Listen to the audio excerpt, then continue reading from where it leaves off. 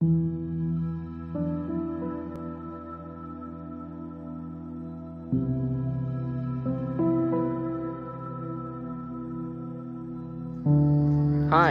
I'm Skylar Greenlee. Today, I want to hear the story about 20 years ago of 9/11 attacks and terrorists. On September 11th, 2001, the two planes had been crashed and killed and attacked of a World Trade Center, and then they destroyed the South Tower and the Twin Tower. So, I'm always wearing the shirt right here. It says United States, like it says USA on it. So, I want to get that point to see the story of 9/11.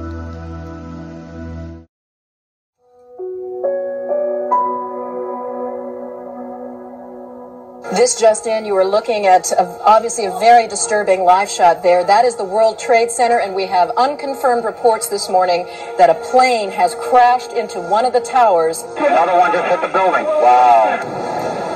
There are no words. It appears that something hit the Pentagon on the outside of the 5th corridor. We have a report now that a large plane crashed this morning north of the Somerset County Airport, which is in western Pennsylvania. It all started at 8:45 on a clear Tuesday morning. We had a live camera up on what looked like a smoking slash across one of the World Trade Center towers. A passenger plane had flown into it, and I remember some of us here at CNN thinking this was some sort of freak event. Then a second plane flew into the other tower. That was at 9:03 a.m., and at that point there was this deepening dread in everyone. Something was wrong in a way we'd never seen before. Airports, bridges, tunnels in New York and New Jersey shut down. Within 30 minutes, President George W. Bush said we were under an apparent terrorist attack. And minutes after that, every airport in the country was closed. That had never happened before. It wasn't over, though. At 9:43 a.m., a third passenger jet crashed into the Pentagon. Dark smoke rolled up from that part of that huge building. All eyes and many cameras were on that and the two burning towers in New York. And as all of us watched at 10:05, one of those towers gave way where it was smoking, the top part crushing down on the rest of it and sending up debris in boiling gray clouds. 5 minutes later, part of the Pentagon collapsed, and a fourth hijacked jet crashed in a rural part of Pennsylvania. The White House, the United Nations, the state and justice departments, the World Bank, all evacuated. America-bound Atlantic flights were rerouted to Canada, and the second Trade Center tower came down at 10:28. So many closings, evacuations, shutdowns. Except for emergency response teams, the heroes of 9/11, the country virtually stopped what it was doing and gathered around TV screens. The president appeared just after 1 p.m. and asked Americans to pray, and there wasn't much else we could do. The destruction was more or less done around 10:30. It was less than 2 hours from the first crash, but the change it inflicted was immeasurable. More Americans were killed on September 11, 2001 than on the Japanese attack on Pearl Harbor in 1941. And when President Bush addressed the nation that night at 8:30, his tone was one of sympathy, resolve, and warning to anyone who'd planned or supported the attacks. We will make no distinction between the terrorists who committed these acts and those who harbor them. In the difficult days that followed, we learned that the al-Qaeda terrorist group, led by Osama bin Laden, was responsible for all of this. And America's attention and anger turned to Afghanistan, whose Taliban leaders were giving al-Qaeda a safe place to live and operate. So when the plane crashed and attacked of the World Trade Center, so then the place of the New York, Washington, D.C., Pentagon, and Arlington, Virginia. So about the smoke, about the World Trade Center got collapsed, and the World Trade Center got destroyed by the plane crash of the hijacked. And then, so here was the memories of the stories about shocking about what happened in 9/11, and so you better watch this.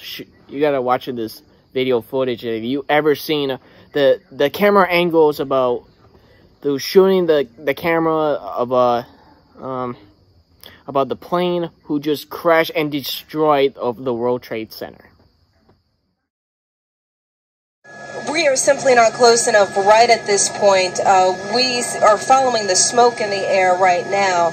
There are several boats and watercraft, as we can see, in the river right now. We'll try to get a better vantage point and see what we can see on the ground. It's a little difficult from the air because the buildings kind of shadow the streets, but no doubt a lot of activity on the ground right now.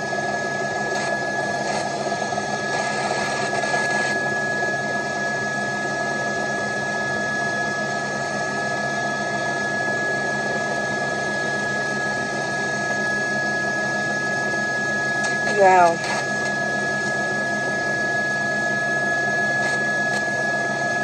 That apparently does look like it is in the other building at this point.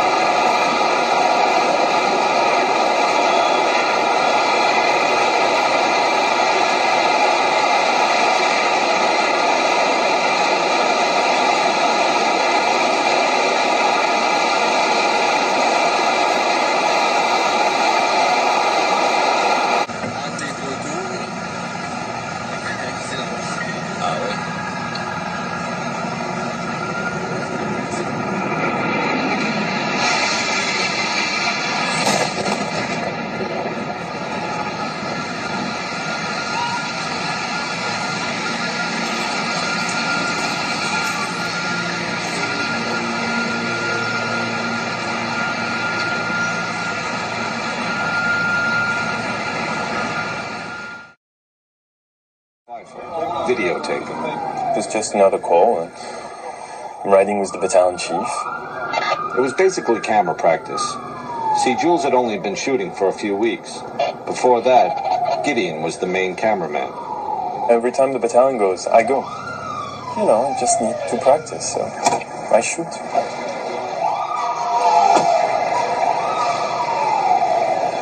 And I don't stop.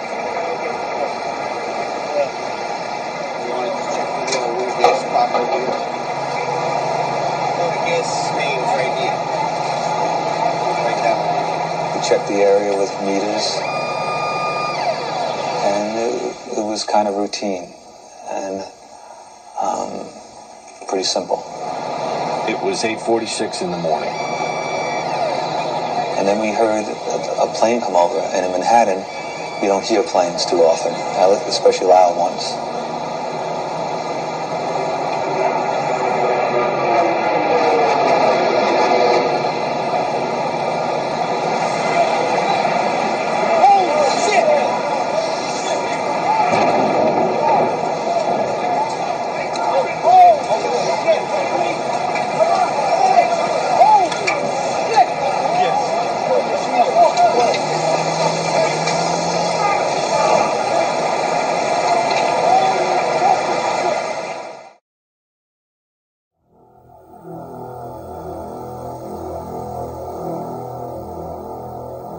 Came in like a missile, like a fireball missile across from the New York harbor side, I guess from the Newark direction. It came in like a spear.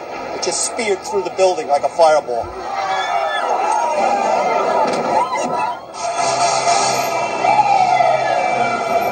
You can see the cut of the incision into the building is sideways, so the plane was slightly on its side, and that's why it made me think maybe it was in distress. But then when it obviously hit, there was almost no doubt that it was intentional. I dropped the phone, and my arms dropped to my side, and I just heard everybody in the office say, "Get out, get out." And then it was when I was heading down on 27, just about 27, didn't hear an explosion. All of a sudden, the staircase moved, and a crack in the wall appeared, maybe about 6 or 8 inches.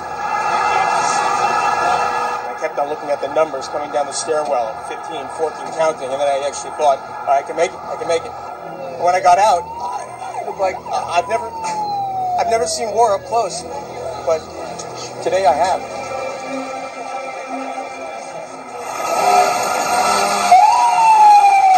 I said that's going to go down like the first one, and it came down, and it was just this sound, this rumble.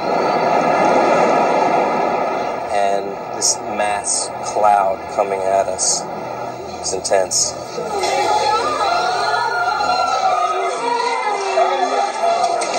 At that point, we decided just to get out of there. People were just going crazy at that point, evacuating.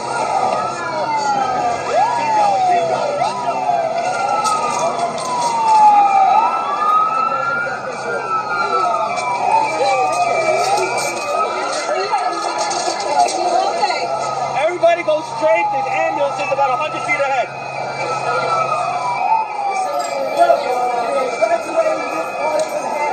Clear out of here now.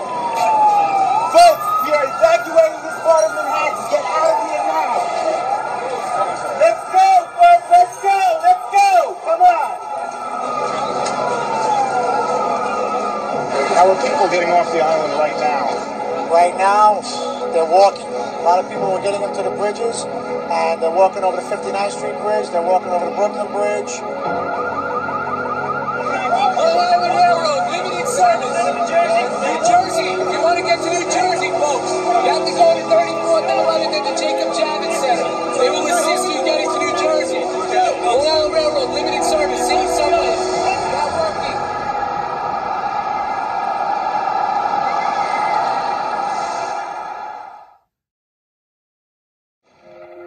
What do you do in that moment? I cry, I pray, and I ask why. Why and how.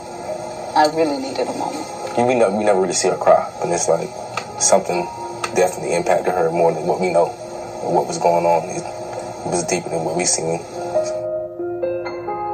We knew Ms. Daniels as loving, caring. It's a really different take from our teacher. It's kind of jarring. I mean, we've never seen her like this. How long was your moment? It could have been 2 minutes, it could have been 3 minutes, but I knew I had to get back to my kids. Okay. So I didn't want them to think that they had done something wrong. So I had to let them know it was not their fault. Something in the way that you presented it to us, like, allowed me to understand that, like, the human side of it, that, like, I am not the most important person right now. Like, he's got something he has to do. People are hurting. He has to leave, and that's okay, and it's not our fault. And I think after that, that's when, they cut on the TV for us. To those Americans who are looking at these horrific pictures. And then it all came together. Like, I grasped how serious it was.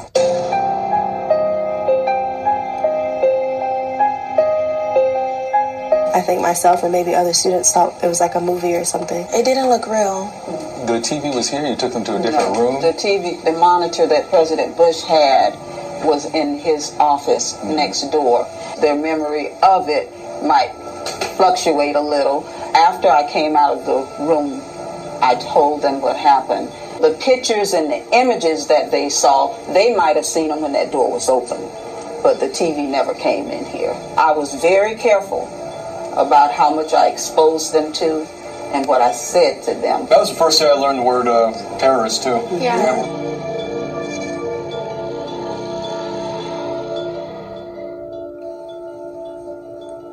Yeah, this is the story that so few people have heard, in part because they've never all been together to tell this story. Those are the students, well, they're 27 years old now, and their teacher, Mrs. Daniels, who were with President Bush on that morning at Emmett E. Booker in Sarasota. Now, the president was coming. It started as a day that was one to celebrate. The president was coming to congratulate them for improving their reading scores. They were waiting for someone. They had never seen a president in person, obviously. One little girl put her hand over her heart, that Chantal, she thought about him much like the flag and pledging allegiance. Another boy talked about he expected a king to walk in. But when he walked in, they say that President Bush was warm. They read a book, The Pet Goat, that they all remember the title of. And then Andy Card walked in and whispered 11 words into the president's ear. A second plane has hit the second tower. America is under attack. And Mrs. Daniels says the president left her, that he was sitting there, but he was somewhere else. And then he came back and then got up and walked away. And she had to decide in that moment what to tell her babies, as she called them, about that moment. She wanted to make sure that they knew it was not their fault. 20 years later, they have the context of time to understand their place in this historic day. They don't really like to talk about it often because they know that so many other people lost something that day. They don't want the notoriety, but they know that they have to be part of the history of that day to share. In 2006, Oliver Stone, he directed, produced, and the screenwriter about the World Trade Center movie, making the film adaptation, and the starring is Nicolas Cage.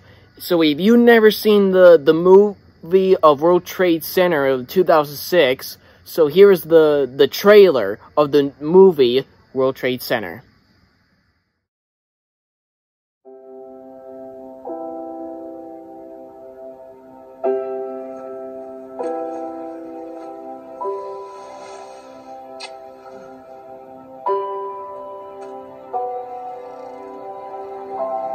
Roll call working Tuesday, September 11. Color for the day is green. As always, protect yourselves, watch each other's backs.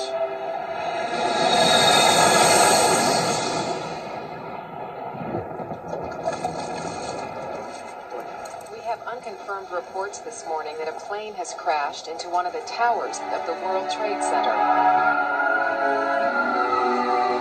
Prepared for everything. Not this. Not for something this size. There's no plan. Okay, listen up. We gotta evacuate the tower.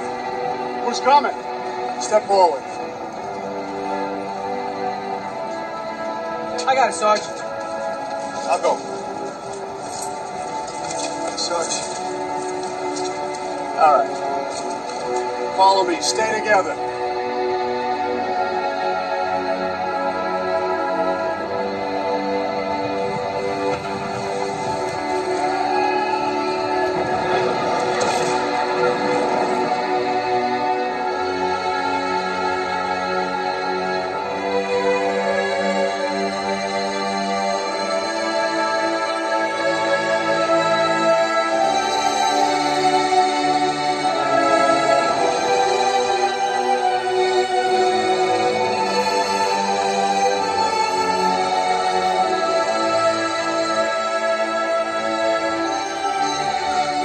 You still see the light?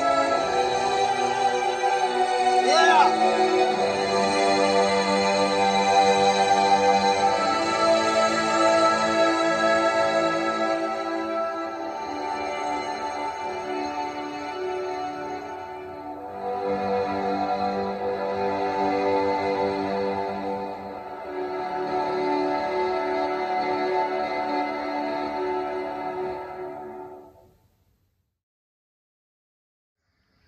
Wow, that was a good movie trailer, and I watched the World Trade Center of the movie of Nicolas Cage, so it was a good movie.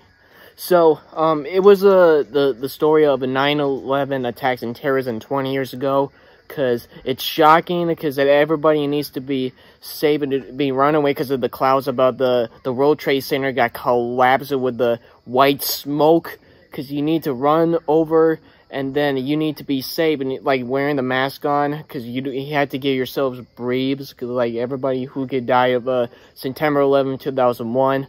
So then, so yeah, it was a great story of a 9/11, because that's what I never heard of it, because you know, I was born March 3rd, 2001, and because maybe I just heard the watching news of the 9/11 attacks of the World Trade Center.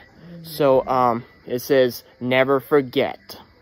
So then, happy 20th anniversary of a 9/11 attacks and the terrors of a World Trade Center.